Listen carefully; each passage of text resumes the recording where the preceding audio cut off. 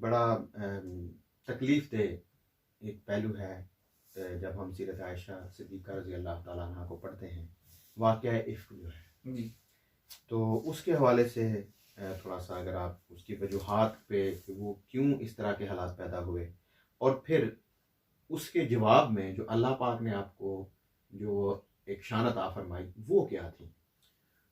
بنیادی طور پر تو جو واقعہ عفق ہے، حضور نبی اکرم صلی اللہ علیہ وآلہ وسلم کا یہ معمول مبارک تھا، جب بھی کسی غزوہ پر جاتے تو اپنی ازواج مطہرات میں قرآن اندازی کرتے، کہ ایک سنت طیبہ ہے کہ اپنی ازواج مطہرات میں سے کسی ایک کو ساتھ رکھنا، اس سے مشورہ کرنا، یہ آپ کی سیرت کا ایک حصہ تھا۔ اسی طرح ایک غزوہ ہوا، اس میں آپ نے یہ 5 ہجری شعبان میں ہوا ہے، غزوہ مستلق۔ آپ صحابہ کرام کے ساتھ جب گئے تو سیدہ عائشہ صدیقہ رضی اللہ تعالی عنہ کو ساتھ لے کر گئے، تو وہاں راستے میں کسی جگہ پر پڑاؤ کیا، تو سیدہ عائشہ صدیقہ رضی اللہ تعالی عنہ رفع حاجت کے لیے کہیں باہر تشریف لے کر گئیں۔ یقیناً اب وہ کہیں دور گئی ہوں گی جہاں لشکر ہے اس سے، اور وہ رات کا ٹائم تھا۔ تو جب آپ تشریف لے کر گئیں تو جب واپس آئیں تو آپ کا ایک وہ ہار تھا وہ کہیں گر گیا۔ اچھا، آپ پھر واپس چلی گئیں ہار تلاش کرنے کے لیے، تلاش کرتے کرتے آپ کو دیر ہو گئی، صحابہ کرام کا قافلہ روانہ ہو گیا۔ پہلے زمانے میں وہ جو چونکہ پردہ کی آیات اتر چکی تھی، جو ہودج تھا، جو کچاوا تھا جس میں سیدہ عائشہ صدیقہ رضی اللہ تعالیٰ عنہ بیٹھتی تھی، یہ ان صحابہ کرام کی ڈیوٹی لگی ہوئی تھی۔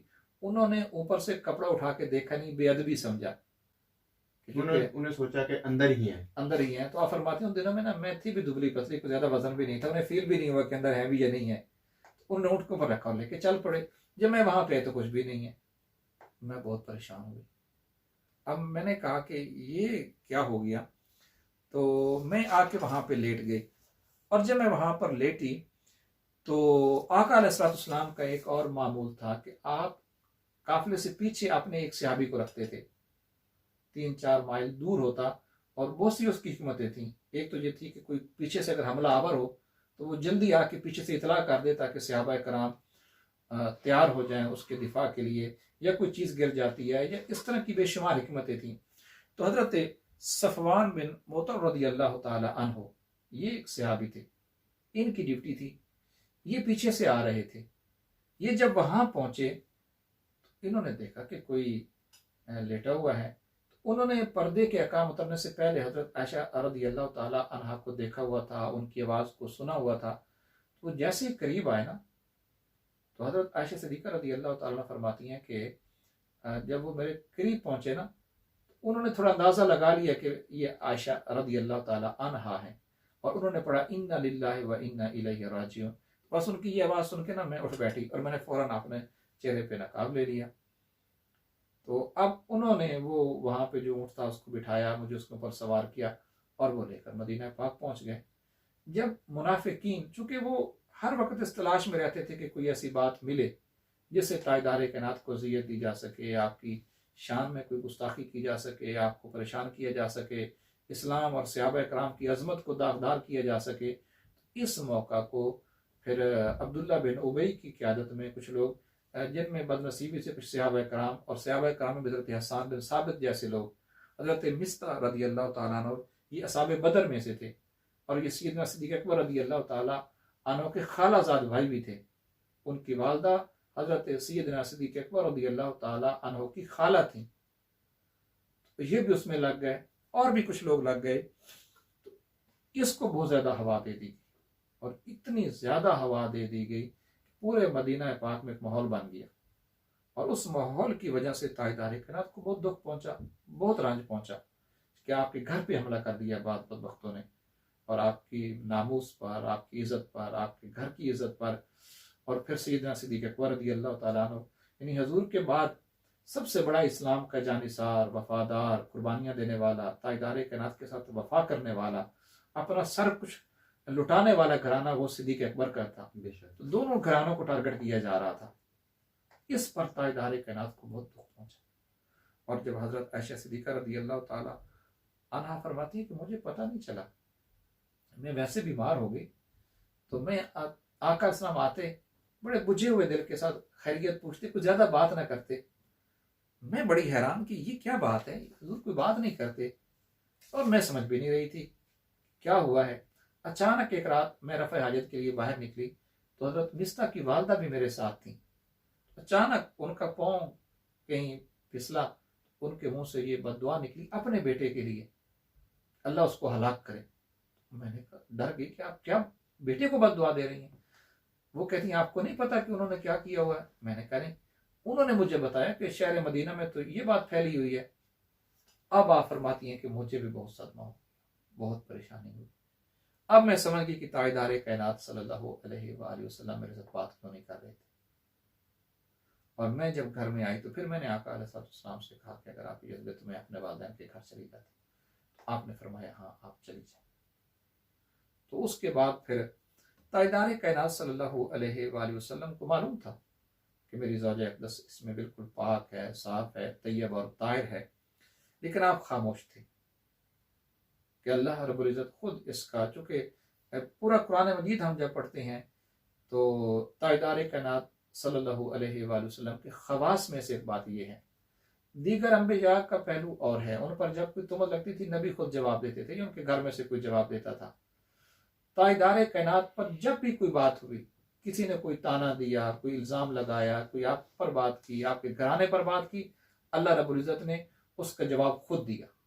वो चाहे अबू लहब की बात हो, वो अबू जेल की बात हो, कुफार मक्का की बात हो, किसी की बात भी हो, जब भी ताजदार कायनात के ऊपर किसी ने कोई भी तोहमत लगाई है, अब जैसे वो आस बिन वाइल ने अबतर का कहा तो सूरह कौसर उतार दी।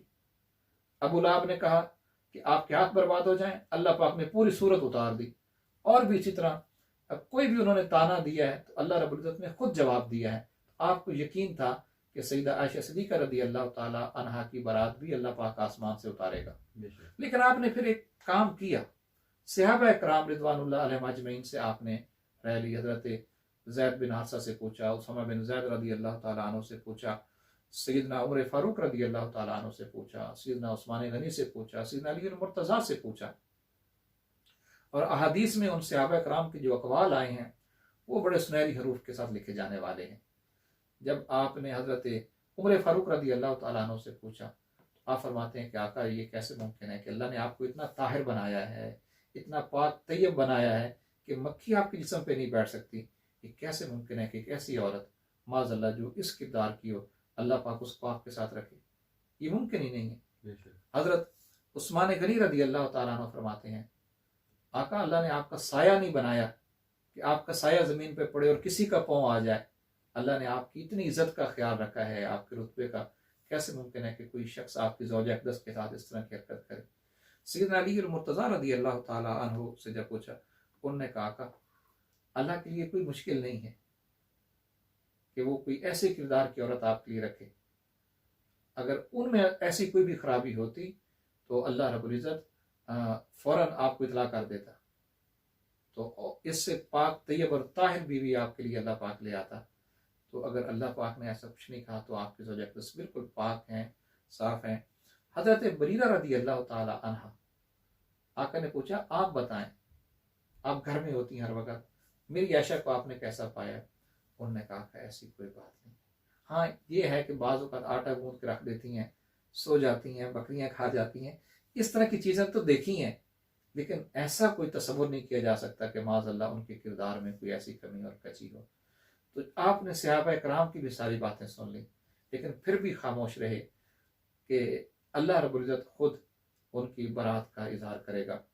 और ऑब्वियसली ये जो सहाबा इकराम के साथ गुफ्तगू फरमाई है आपने, ये सिर्फ लोगों को वो चीज़ें बताने के लिए, जैसे कुछ सहाबा इकराम उसका शिकार हो गए, तो उसका जो काउंटर इंटर वो है एक चीज़ ऐसे वो आपने वो बयान फरमाया, लेकिन खुद नहीं फरमाया। बिल्कुल, खुद बाद में फरमाया कि मुझे मालूम था कि मेरी आयशा में कोई ऐसी बात नहीं है, लेकिन मैं अल्लाह की वही का इंतज़ार कर रहा था।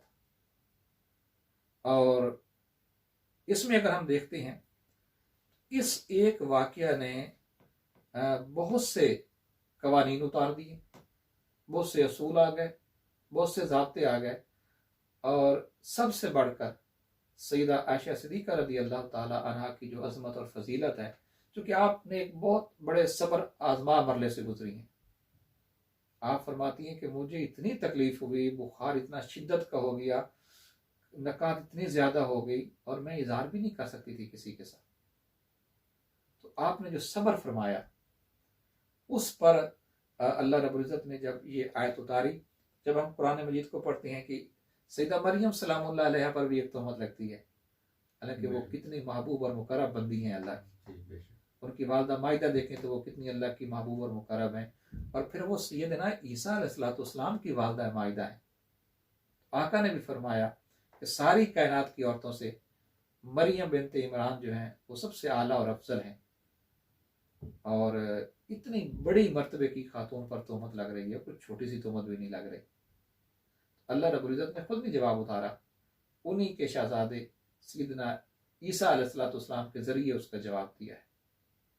تو جب ہم یہاں دیکھتے ہیں تو اللہ رب العزت نے کسی بندے سے نہیں جواب دلوایا، خود ان کی برات اتاری ہے. ایک تو یہ آپ کی عظمت اور فضیلت ہے کہ 10 آیات آپ کی شان میں اتر گئی، ماشاءاللہ، قرآن پاک کی 10 آیات. اور دوسری بات یہ دیکھتے ہیں ہم کہ قرآن مجید نے جو منافقین تھے اس سے پہلے اتنے ایکسپوز نہیں ہوئے تھے. اب قرآن مجید نے جب اس کا بیان کیا سورہ نور کی یہ آیت نمبر 11 ہے، اس میں فرمایا ان الذین جاءوا بالافک عصبۃ منکم، بے شک جن لوگوں نے حضرت عائشہ صدیقہ رضی اللہ تعالی عنہا پر تہمت لگائی وہ ایک گروہ تھا. لا تحسبوه شر لکم، آپ اس کو شر نہ سمجھیں، بل ہوا خیر لکم، بلکہ یہ تمہارے لیے خیر ہے. اب یہ ایک بڑا عجیب نقطہ ہے اس کے اندر کہ آپ دیکھیں تو صحابہ کرام پریشان، ازواج مطہرات پریشان، صحابیات پریشان، اور بظاہر یہ شرارت ہی ہے بہت بڑی، لیکن اللہ کی عظمت دیکھیں، اس کے کلام کی عظمت دیکھیں. اللہ پاک فرما رہے ہیں کہ یہ اس کو آپ شر نہ سمجھیں. اب بظاہر کتنی بڑی تکلیف دہ بات تھی کہ تاجدار کائنات کی حرم پہ تہمت لگ رہی ہے، ام المومنین پہ تہمت لگ رہی ہے، سیدنا صدیق اکبر کے گھر پہ تہمت لگ رہی ہے. اللہ پاک فرما رہے ہیں کہ آپ اس کو شر نہ سمجھیں، بل هو خیر لکم، یہ تمہارے لیے ایک بہت بڑا خیر کا دروازہ ہے. اب اس خیر کے دروازوں میں سے کیا کیا چیزیں تھیں، کیا کیا خیر پھوٹا اس میں سے؟ سب سے بڑا خیر تو یہ پھوٹا کہ عائشہ صدیقہ رضی اللہ تعالیٰ عنہ کی عظمت، آپ کی فضیلت، آپ کا اللہ رب العزت کے ہاں مقام اور مرتبہ، اس کو اجاگر کیا گیا. اور قیامت تک کے لیے جو آیات اتری، پھر جو قوانین بنے، اگر کوئی کسی پہ تہمت لگاتا ہے اس کے اصول کیا ہوں گے، اس کے لیے ضابطے کیا ہوں گے، تہمت لگانے والوں کے لیے سزا کیا ہوگی. اور پھر اہل ایمان کو اس کے بارے میں اگر کوئی کسی پہ آ کے تہمت لگاتا ہے تو کیا سوچ رکھنی چاہیے، کیا ذہن رکھنا چاہیے؟ ایک دم تہمت کو قبول کر لینا چاہیے یا اس کے لیے تحقیق کرنی چاہیے، اور اس کے لیے پھر کیا شرائط رکھیں؟ اور بنیادی یہ پرنسپل دے دیا کہ جب بھی اہل ایمان کے بارے میں بات کرو تو ہمیشہ ظن المؤمنین خیرا، اہل ایمان کے بارے میں ہمیشہ خیر کا گمان رکھو. تو یہ جو سارے کے سارے قوانین بن گئے، جو اصول بن گئے، ضابطے بن گئے، اس میں تہمت لگانے کے جو سزائیں مقرر ہو گئیں، تو اتنے خیر کے دروازے اس میں سے نکل گئے ایک واقعہ سے. پھر جو منافقین چھپے ہوئے تھے وہ بے نقاب ہو گئے.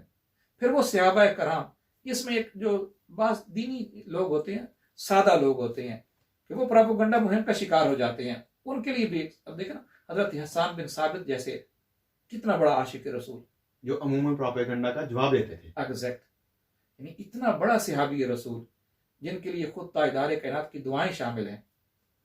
جبریل امین جن کی تائید کے لیے آقا نے فرمایا کہ اللہ جبریل امین کے ذریعے میرے حسان بن ثابت کی تائید کر کہ یہ میرا دفاع کرتا ہے.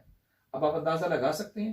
اور حضرت مصطح یہ بدر کے صحابہ میں سے ہیں، بدری صحابہ میں سے ہیں، اور ادھر رشتے میں دیکھیں تو صدیق اکبر رضی اللہ تعالی عنہ کے خالہ زاد ہیں، اور ان کی والدہ حضور کے گھر میں خدمت کرتی ہیں. حضرت عائشہ رضی اللہ تعالی عنہ کے ساتھ ان کا خاص تعلق ہے. اب آپ اسے اندازہ لگا لیں کہ جو پراپوگنڈا مہم چلتی ہے کسی بڑی ہستی کے خلاف، اور یہاں دیکھیں تو حضرت حسان بن ثابت جیسے لوگ اس پراپوگنڈا کا شکار ہوئے، حضرت مصطح جیسے لوگ شکار ہوئے، لیکن ان پہ حد قذف جاری ہوئی. اور پھر ان کو معاف کر دیا. اور اس میں حضرت عائشہ رضی اللہ تعالی عنہا کا جو رول ہے، حضرت حسان بن ثابت کو آپ نے کہا کہ حسان تم نے زیادتی تو بہت بڑی کی تھی، لیکن چونکہ تو میرے محبوب کا ثنا خواں ہے، تو حضور کی قصیدہ خوانی کرتا ہے اور آقا علیہ الصلوۃ والسلام کا دفاع کرتا ہے، لہذا میں آپ کو معاف کرتی ہوں. اس میں بھی ہمارے لیے ایک سبق ہے کہ اگر کسی کا ہمارے ساتھ ذاتی کوئی اختلاف ہو بھی جائے نا، اور وہ اگر حضور کا ثنا خوان ہے، وہ تاجدار کائنات کی قصیدہ خوانی کر رہا ہے، حضور کی تعریف کر رہا ہے، پھر اس کو معاف بھی کر دینا چاہیے.